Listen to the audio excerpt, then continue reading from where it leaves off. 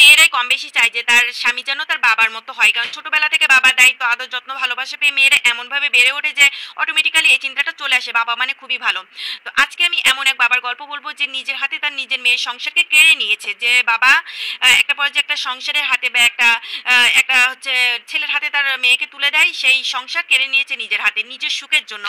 তো এই ঘটনাটা ঘটে আমার বান্ধবীর সাথে। আমি যখন ক্লাস 6-এ পড়ি তখন আমার একটা ক্লোজ বান্ধবী ছিল এবং তার সাথেই হয়। তারা 2 ভাই 2 বোন। তার বাবা বাইরে থাকতো, বিদেশে থাকতো দীর্ঘ 20 বছর। তো যখন তার বাবা বিদেশ থেকে আসতো তখন দেখতাম যে তাদের বাসায় একটা থমথমে ভাব কাজ করতো এবং তার মাকে খুবই শারীরিক ও মানসিকভাবে অত্যাচার করতো। তার মাকে প্রায় দেখতাম যে তার মায়ের বিভিন্ন দেহের অংশে হচ্ছে বিভিন্ন চিহ্ন আছে, মায়ের টর্চারের চিহ্ন। এবং তার মা যখন তার বাবা বাসায় আসতো তখন কি করতো যে ঘুমটা দিয়ে বা নিজেকে একটু বেশি আবৃত করে রাখতো। তো যখন তার বাবা বিদেশ থেকে আসতো তখন ওই বাসায় ততটা আমরা যেতাম না, যেহেতু জানতাম যে তার বাবার সম্পর্কে লোকমুখে কম বেশি একটু শুনতাম নেগেটিভ কথা, যার কারণে তার বাসায় আর যাওয়া হইতো না। তো যাই হোক, তা এমনভাবে চলছিল তাদের সংসার। তো কিছুদিন পর শুনি তার বাবা বিদেশ থেকে এসে বলে যে তার বড় ভাইকে বাহিরে নিয়ে যাবে, তো হচ্ছে বিদেশে নিয়ে যাবে। তখন তার ভাই অনার্সে পড়ে। তো তার মা খুবই হচ্ছে অনুরোধ করছিল যে যেহেতু সে হচ্ছে কলেজে পড়ে, এখন তো হচ্ছে তার ভবিষ্যৎ, কেন সে বাহিরে যাবে। খুব চাইছিল যে সে যেন বাহিরে না যায় বড় ছেলেটা, কিন্তু তার বাবা বাহিরে নিয়ে যায়। তো যাই হোক, বাবা জবরদস্তিতে হচ্ছে বড় ছেলেটাকে বাহিরে পাঠিয়ে দেয়। তো আর থাকে তারা হচ্ছে 1 ভাই 2 বোন।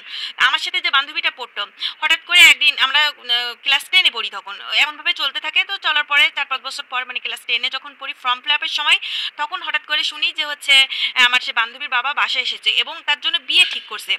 তো হচ্ছে তখন কিন্তু সামনে ফর্ম ফিল আপ এবং এসএসসি পরীক্ষা। তো হচ্ছে আমরা খুবই হচ্ছে কষ্ট লাগে, খুবই খারাপ লাগে যে আমার এক ক্লোজ বান্ধবী তার হচ্ছে বিয়ে হয়ে যাবে।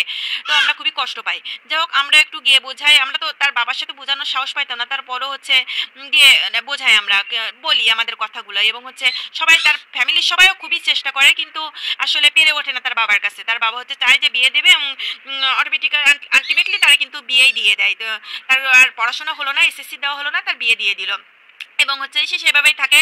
তারপরে পরীক্ষা হয়ে যায়, আমি আমার মতো হচ্ছে কলেজে অন্য জায়গায় শিফট করি। তো আর খবর রাখা হয় না। তো বেশ মোটামুটি 5-6 বছর পরে, বেশ অনেকদিন পরে, অনেক বছর পরে একদিন হচ্ছে কোনো এক কাজে আমার এলাকায় যাই এবং হচ্ছে আমার সে বান্ধবীর বাসায় যাই। কিন্তু গিয়ে শুনি, যে কথা শুনি, সে কথা শোনার পরে তো রীতিমতো আমি শকড হয়ে যাই। সেটা হচ্ছে দেখি আমার বান্ধবী বাসায় আছে এবং একটা পর্যায়ে কথার মাঝে উঠে আসে যে তার ডিভোর্স হয়ে গেছে। পরবর্তীতে ডিভোর্সের কারণ হিসেবে জানতে পারি যে আমার বান্ধবীর বাপের পরকীয়ার কারণে ডিভোর্সটা হয়েছে। আমার বান্ধবীর শ্বশুর বাড়ির এক ঘনিষ্ঠ রিলেটিভের সাথে তার বাপ পরকীয়া করে বিয়ে করে এবং সেই সূত্র ধরেই তাদের ডিভোর্সটা হয়ে যায়। আশা করি আজকের গল্পটি ভালো লাগছে। ভালো লাগলে অবশ্যই